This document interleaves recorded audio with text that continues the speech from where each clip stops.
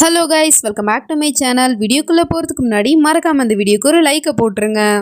Last பார்ட்டில் நம்ம ஹீரோயினியா அவளோட அப்பா வந்து கன்னத்தில் அரைஞ்சிருப்பாரு. ஸோ அதனால தானே கொடுக்குறாங்கிற பேரில் அவரோட கையை அவரே உடச்சிப்பாரு.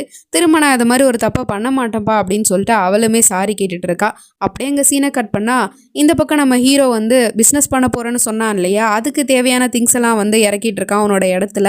அதாவது ஒரு டைரி ஃபார்முக்கு தேவையான எல்லா மிஷின்ஸுமே வந்து அங்கே இறங்கி இருக்கு. ஸோ அதை பார்க்கும்போது அவனுக்கு ரொம்ப சந்தோஷமாக இருக்குது. என்னோட வாழ்க்கையில் நான் முதல் படி எடுத்து வச்சுருக்கேன். இந்த மாதிரி நேரத்தில் நீ என் கூட இருந்தால் நான் ரொம்ப சந்தோஷப்படுவேன் விவிதா அப்படின்னு சொல்லிட்டு அவன் பாட்டிக்கே கண்ணை மூடிட்டு நம்ம ஹீரோயினியை பற்றியே யோசிக்க ஆரம்பிச்சிட்டான். அப்போ பார்த்தா அங்கே நம்ம ஹீரோயினியே நேரடியாக வந்துட்டா. டக்குன்னு அவன் திரும்பி பார்க்கும்போது நம்ம ஹீரோயினியை பார்த்தவனுக்கு ரொம்ப சந்தோஷமாக இருக்குது. இப்போ தான் அவன் நினச்சான் டக்குன்னு வந்து கண் முன்னாடி வந்து நிற்கிறாளே அப்படிங்கிற மாதிரி தான் இருக்குது. அவன் அப்படி சிரிக்கிறத பார்த்துட்டு இவளோ டக்குன்னு கேட்குறா, உனக்கு ரொம்ப சந்தோஷமாக இருக்குல்ல அப்படின்னு. ஆமாம் விவிதா, எனக்கு ரொம்ப சந்தோஷமாக இருக்குது அப்படின்னு சொல்லிட்டு அவன் இங்கே வந்ததை நினச்சி அவன் சந்தோஷப்பட்டா. அவளும் சொல்கிறா, எப்படி சந்தோஷம் இல்லாமல் இருக்கும், என் அப்பாவை தான் நீ எல்லாருக்கு முன்னாடி வச்சு அவமானப்படுத்தினியே, அப்போ உனக்கு சந்தோஷமாக தான் இருக்கும் அப்படிங்கிற மாதிரிலாம் சொல்லிட்டு பேசிகிட்டு இருந்தா. அப்போ அவளோட கன்னத்தை வந்து இவன் நோட் பண்ணிடுறான். கன்னத்தில் வந்து அடிச்சிருக்கு, அந்த காயம் தெரியுது, 5 வரலாம் அப்படியே பதிஞ்சிருக்கு. அதை பார்த்துட்டு இவனு கேட்குறான், என்னாச்சு விவிதா, உன்னோட அப்பா உன்னை அப்போ அடிச்சாரா அப்படின்னு கேட்டா. ஆமாம், என்னோட அப்பா என்னை அடித்தார், அதுக்கு முழுக்க முழுக்க நீ தான் காரணம் அப்படிங்கிற மாதிரிலாம் சொன்னான். அவன் பாட்டிக்கே அவர் எப்படி உன்னை அடிக்கலாம் அவரை அப்படின்னு சொல்லிட்டு அவன் படிக்க கோமா கிளம்பி போனா.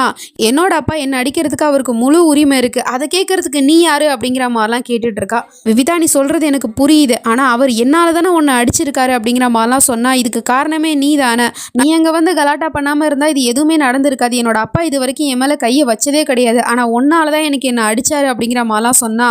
நீ என்னோட அம்மாவோட வலையில நீ அவங்க கொடுக்கும் போதே வாங்கியிருந்தா நான் அங்கே வர வேண்டிய அவசியம் இருந்திருக்காது அப்படிங்கிற மாதிரிலாம் அவன் சொல்லிட்டு இருக்கான். நான் அந்த வலையில் வாங்கியிருந்தேன் அப்படின்னா அவங்களுக்கு ஒரு நம்பிக்கையை கொடுத்த மாதிரி போயிருக்கும். அவங்களோட மருமகளாக நான் வரப்போகிறேன்னு நினச்சிட்டு அவங்க ரொம்ப கனவு காண ஆரம்பிச்சிருவாங்க. அந்த நம்பிக்கையை நான் கொடுக்கக்கூடாதுன்னு தான் நான் அந்த வலையில் வாங்கலை அப்படிங்கிற மாதிரிலாம் சொல்லிட்டு பேசி புரிய வச்சிட்ருக்கா. அப்போ பார்த்தா திடீர்னு கார்லாம் வர மாதிரி இருக்குது. யாருன்னு பார்த்தா போலீஸ் தான் வந்து நிற்கிறாங்க. அவங்க பாட்டுக்கே வந்தவங்க எதுவுமே கேட்காம நம்ம ஹீரோ வச்சுருக்க எல்லா திங்ஸையுமே போட்டு உடச்சிக்கிட்டு இருக்காங்க. சார் என்ன பண்ணிட்டு இருக்கீங்க, அதெல்லாம் ரொம்ப காஸ்ட்லியான திங்ஸ் சார் அப்படின்னு சொன்னால் அதெல்லாம் கேட்க மாட்டேங்கிறாங்க. அவங்க பாட்டுக்கே என்னமோ தேடிட்டு இருக்காங்க. என்ன தேடுறீங்க சார், எதுவாக இருந்தாலும் என்கிட்ட சொல்லுங்கள் அப்படிங்கிற மாதிரி சொன்னால். அப்போ ஒருத்தன் வந்து கிடச்சிருச்சு சார் அப்படின்னு சொல்லிட்டு அவன் ஒரு செடியை கொண்டு வந்து காமிச்சிட்டு இருக்கான். அது வந்து கஞ்சா செடி போல். எப்பட்றா உன் இடத்துல இந்த கஞ்சா செடி வச்சிச்சு அப்படின்னா, இந்த இடத்துல பிஸ்னஸ் பண்ணுறங்கிற பேரில் இந்த பிஸ்னஸ் தான் பண்ண போறியா அப்படிங்கிற மாதிரிலாம் கேட்டால். இது என் இடத்துல எப்படி வந்துச்சுன்னு எனக்கு தெரியாது சார், நேற்று தான் நான் இந்த இடத்த வாங்கினேன், நேற்று இதை பார்க்கும்போது இங்கே இல்லை, இப்போ யாரோ தான் கொண்டு வந்து நட்டு வச்சுட்டு போயிருக்காங்க அப்படிங்கிற மாதிரிலாம் சொன்னால். யுவர் அண்டர் அரஸ்ட்னு சொல்லிட்டு நம்ம ஹீரோவை பிடிச்சி ஜெயிலில் போட போகிறாங்க போல் இழுத்துட்டு போயிட்டு இருக்காங்க. நம்ம ஹீரோயினே எவ்வளோ சொல்லி பார்க்குறா, இவன் அப்படி பண்ணுற ஆள் கிடையாது, இவனை பற்றி எனக்கு நல்லாவே தெரியும், ப்ளீஸ் அவனை விட்டுருங்க அப்படிங்கிற மாதிரிலாம் சொன்னால் கேட்க மாட்டுறாங்க. இவன் பண்ணது ரொம்ப பெரிய கிரைம், அதனால தான் அவனை கூட்டிகிட்டு போயிட்டு இருக்கோம் அப்படிங்கிற மாதிரி சொல்லிட்டு அரெஸ்ட் பண்ணி அவனை அங்கேருந்து கூட்டிகிட்டு போயிடுறாங்க. இந்த பக்கம் சுஜாதா ஆண்டி கிச்சனில் வேலை பார்த்துட்டு இருக்காங்க. அப்போ பார்த்தா காலிங் பெல்லை போட்டு யாரோ அடிச்சுக்கிட்டே இருக்காங்க. இதோ வந்துடுறேன், ஏன் இப்படி அடிச்சிட்டு இருக்கீங்க அப்படின்னு சொல்லிட்டு கதவை போய் திறந்துட்டு அப்படி யாரை பார்த்தாங்கன்னு தெரியல, அப்படியே ஷாக் ஆகிட்டு பின்னாடி பக்கமாக போயிட்டு இருக்காங்க. பார்த்தா அந்த கைலாஸ் தான் வந்து நின்றுட்டு இருக்காரு. அதுவும் இந்த நேரத்தில் வந்தவர் அங்கேருந்து அவர் கொண்டு வந்த வலையில அவங்க முகத்திலே தூக்கி விட்டு எரிஞ்சிட்டு இருக்காரு. அவங்களோட நெத்திலையுமே வந்து காயமாயிடுது. உனக்கு எவ்வளோ திமிர் இருந்தால் உன் பையனை என் வீட்டுக்கு அனுப்பிச்சி வச்சிருப்ப, கனவு காண்றீங்களா கனவு, என் பொண்ணை கல்யாணம் பண்ணிக்கிறதுக்கும் உன் பையனுக்கு என்ன தகுதி இருக்குது, கால் நாய்க்கு லாய்க்கில்லாத பையன் என் பொண்ணை கல்யாணம் பண்ணிக்க நினைப்பானா, அப்பம் பேர் தெரியாதவன் அப்படிங்கிற மாதிரிலாம் பேசிகிட்டு இருக்காரு. போது நிறுத்துங்க அப்படிங்கிற மாதிரி சொல்லிட்டு கீழே விழுந்த வலையில் எடுத்து அவங்க முந்தானையில் முடிஞ்சு வச்சுக்கிறாங்க. இந்த வலையில் நான் என் மருமகளுக்காக செஞ்சேன், அவன் இந்த வலையில் போட்டுக்கிட்டு என் வீட்டுக்கு மருமகளாக வரத்தான் போகிறா அப்படிங்கிற மாதிரிலாம் சொல்லிட்டு அவங்க பேசினா. கனவு காண்றியா கனவு, இந்த கனவு ஒரு நாள் நான் நடக்கிறதுக்கு நான் விட மாட்டேன். எந்த பிள்ளைய பற்றி நீ எப்போதும் கர்வமாக பேசிகிட்டு இருப்பியோ அதே பிள்ளைக்காக என் காலில் விழுந்து பிச்சை கேட்குறியா இல்லையா பாரு அப்படிங்கிற மாதிரிலாம் சொல்லிட்டு அவர் அங்கேருந்து போயிடுறாரு. இவங்களுக்கு ஒன்றுமே புரியல, இந்த ஆள் எதுக்காக அப்படி பேசிட்டு போறாரு அப்படிங்கிற மாதிரி சொல்லிட்டு யோசிச்சுட்டு இருக்காங்க. அப்பதான் கரெக்டா நம்ம ஹீரோயினுமே கால் பண்ணி அந்த விஷயத்த வந்து சொல்றா, அந்த மாதிரி போலீஸ் பிடிச்சிட்டு போயிட்டாங்க அப்படின்னு சொல்லிட்டு. உடனே அவங்க அங்க இருந்து போலீஸ் ஸ்டேஷனுக்கு வந்துடுறாங்க. அங்க பார்த்தா அவங்க கண்ணு முன்னாடியே பையனை அடிச்சு இழுத்துட்டு போயிட்டு இருக்காங்க. என் பையனை விட்டுருங்க, அவன் எந்த ஒரு தப்பும் பண்ணலை அப்படிங்கிற மாதிரிலாம் சொன்னால் அவங்க கேட்க மாட்டுறாங்க. பையனை அடிக்கிறத பார்த்துட்டு அவங்களுக்கு ரொம்ப கோவம் வந்துடுது. அவங்க ஒரு போலீஸை பிடிச்சி தள்ளி விட்டுறாங்க. டக்குன்னு அந்த ஆள் வந்து அவங்கள பிடிச்சி தள்ளி விட்டு அவங்களோட நெத்திலெலாம் அடிபட்டுருது. அதை பார்த்த நம்ம ஹீரோக்கு கோவம் வந்து அவன் போலீஸை பிடிச்சி அடிச்சு அதுக்கப்புறம் அம்மாவை போய், அம்மா நீங்கள் நல்லா இருக்கீங்களாம்மா அப்படின்னு சொல்லிட்டு அவங்கள போய் தூக்கி விடப்பானா. எவ்வளோ திமிர்றா உனக்கு, நீ போலீஸ் மேலேயே கை வைப்பியா, எப்படி நீ வெளியே வர நானும் பார்க்குறேன் அப்படிங்கிற மாதிரி சொல்லிட்டு பிடிச்சி உள்ளே போடுங்க அப்படிங்கிற மாதிரிலாம் சொல்லிட்டு இருக்காங்க. இவங்களோ எவ்வளோ கெஞ்சி பார்க்குறாங்க, என் பையனை விட்டுருங்க, அவன் அந்த மாதிரிலாம் பண்ண மாட்டான் அப்படின்னு சொல்லிட்டு. ஆனாலும் அவங்க கேட்க மாட்றாங்க. தயவுசெய்து என் பையனை விட்டுருங்க, உங்களுக்கு நான் என்ன வேணாலும் தரேன், இப்போ என் கையில் என்ன இருக்குது அப்படின்னு சொல்லிட்டு அவங்க முந்தானையில் முடிஞ்சு வச்சுருந்தாங்க இல்லையா, அந்த வலையில் வந்து அவங்க கிட்ட கொடுக்கறதுக்காக காட்டிகிட்டு இருக்காங்க. அப்போ தான் கரெக்டாக நம்ம ஹீரோயினுமே அங்கே வந்து இதெல்லாம் பார்த்துட்டு தான் இருக்கா. இந்த வலையில் வாங்கிக்கோங்க, இது தங்கம் தான், இதை வாங்கிக்கிட்டு என்னோட பையனை விட்டுருங்க அப்படிங்கிற மாதிரிலாம் சொல்லிட்டு இருக்காங்க. பையனுக்கோ கோவம் வருது. அம்மா லஞ்சம் வாங்குறதும் கொடுக்கறதும் தப்புமா, இந்த மாதிரி ஒரு காரியத்தை நீங்கள் பண்ணாதீங்கம்மா அப்படிங்கிற மாதிரி சொல்லிட்டு இருக்கான். ஆனாலும் அவங்களுக்கு பையனோட உயிர் தானே முக்கியம். ஸோ அதனால் பையனை எப்படியாவது காப்பாற்றி ஆகணும் அப்படிங்கிறதுக்காக தான் இந்த வலையில் வந்து கொடுக்கறதுக்கு ஒத்துக்கிட்டாங்க. ஆனால் அவரும் சொல்லிடுறாரு, இங்கே பாருமா, உன் பையன் ஒன்றும் சாதாரண தப்பு பண்ணல, இவன் கஞ்சா கேஸில் மாட்டியிருக்கான், ஜாமீன் வாங்குறதுக்கு 10 லட்ச ரூபா வேணும் அப்படிங்கிற மாதிரிலாம் சொல்லிடுறாரு. நம்ம ஹீரோவை இப்போ காப்பாற்றி ஆகணும். நம்ம ஹீரோயினுக்கும் என்ன பண்ணுறதுன்னு தெரில, இவங்களுக்கும் என்ன பண்ணுறதுன்னு தெரில. அதுக்கப்புறம் வீட்டுக்கு வந்துட்டு லாயருக்கெலாம் ஃபோன் பண்ணி பேசுகிறாங்க. பட் யாருமே வந்து ஃபீஸ் கொடுக்காம கேஸ் எடுக்க மாட்டோம் அப்படிங்கிற மாதிரி சொல்லிடுறாங்க. இவங்களோ பாவம் 7 குடும்பம் இல்லையா, ஸோ அதனால் என்ன பண்ணுறதுன்னு தெரியாமல் முழிச்சிட்டு இருக்காங்க. இந்த மாதிரி ஒரு காரியத்தை யார் பண்ணியிருப்பா அப்படின்னு கேட்டால் எனக்கு தெரியும், இதை பண்ணது முழுக்க முழுக்க கைலாஸ் தான் அப்படிங்கிற மாதிரி சொல்லிட்டு இருக்காங்க.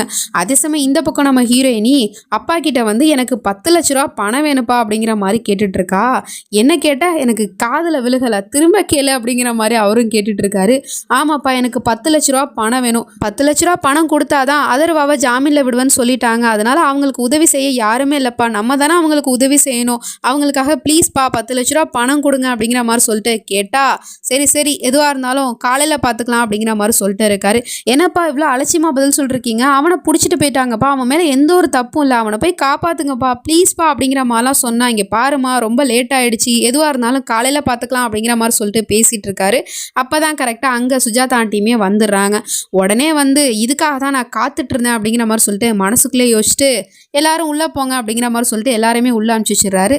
அதுக்கப்புறம் அவங்க இங்கேருந்து வந்தவங்க, நீங்கள் ஏன் இப்படிலாம் பண்ணீங்கன்னு எனக்கு நல்லாவே தெரியும், நான் உங்கள் முன்னாடி மண்டிட்டு பிச்சை கேட்கணுன்னு தானே ஆசைப்பட்டீங்க அப்படிங்கிற மாதிரி சொல்லிட்டு அடுத்த நிமிஷமே கொஞ்சம் கூட யோசிக்காமல் அவர் முன்னாடி அப்படியே மண்டிட்டு என் பையனை காப்பாற்றுங்க, இப்போ எங்களுக்கு உதவி செய்கிறதுக்கு யாரும் இல்லை உங்களை தவிர அப்படிங்கிற மாதிரி சொல்லிட்டு அவங்க மடிப்பிச்ச மாதிரி கேட்டுட்ருக்காங்க பையனோட உயிரை காப்பாற்ற சொல்லி. அப்போ அவர் சிரிச்சுக்கிட்டே, இப்போ தான் உன்னோட இடம் எதுன்னு உனக்கு தெரிஞ்சிருக்கு, கரெக்டான இடத்துல நிற்கிற அப்படிங்கிற மாதிரி சொல்லிட்டு, சரி சுஜாதா ஒன்றும் பிரச்சனை இல்லை, நான் உனக்கு உதவி செய்கிறேன், ஏன்னா உனக்கு உதவி செய்ய இப்போ என்ன தவிர வேறு யாரும் இல்லைங்கிறது எனக்கும் தெரியும், ஆனால் இந்த உதவியை நான் சும்மா ஒன்றும் செய்ய மாட்டேன், இந்த கைலாஷ் கஷ்யப் எந்த விஷயம் செய்யணுனாலும் ஒரு பிஸ்னஸாக தான் பார்ப்பேன், அதனால் உனக்கு உதவி செய்யணுனாலும் அதையும் நான் ஒரு பிஸ்னஸாக தான் பார்ப்பேன் அப்படிங்கிற மாதிரிலாம் சொல்லிட்டு இருக்காரு. அதாவது கொடுக்கல் வாங்கல் இருந்தால் தான் நான் அந்த உதவியே செய்வேன் அப்படிங்கிற மாதிரி சொல்லிட்டு இருக்காரு. இவங்களுக்கு ஒன்றுமே புரியல.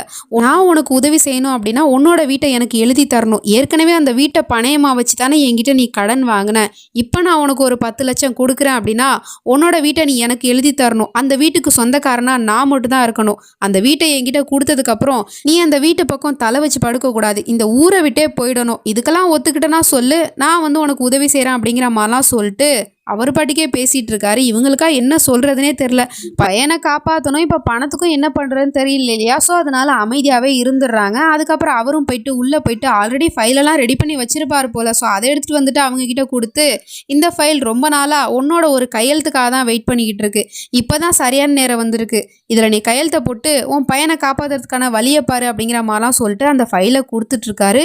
இவங்களுக்கு என்ன பண்ணுறதுனே தெரில, அந்த வீடு ஒன்று தான் இவங்களுக்கு இருந்த பெரிய சொத்தே, அதையுமே ஒரு பிடுங்கிக்க பார்க்குறாரு அப்படிங்கிற மாதிரி தான் இருக்குது.